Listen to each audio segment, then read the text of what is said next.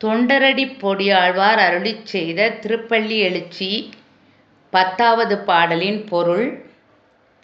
கடிமலர் கமலங்கள் மலர்ந்தன இவையோ.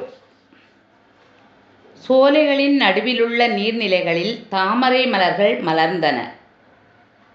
கதிரவனும் கடலின் மேற்பரப்பில் தோன்றிவிட்டான். அழகிய இடையுள்ள பெண்கள் காவிரியில் நீராடி தம் குழல்களை பிழிந்து உதறி ஆடை உடுத்தி கரையேறினர். காவிரி சூழ்ந்த திருவரங்கத்தில் பள்ளி கொண்ட பெருமானே, தொண்டரடிப் பொடி என்னும் திருநாமமுடைய அடியேன் துளசி மாலையை தொடுத்து எடுத்துக்கொண்டு தங்களுக்கு அணிவிக்க வருகின்றேன். அடியவனான என்னை இரங்கத்தக்கவன் என்று அருள் செய்து உன் அடியார்க்கு ஆட்படுத்த அருள் செய்வாயாக. அரவணை விட்டு பள்ளி எழுந்தருள்க. நன்றி.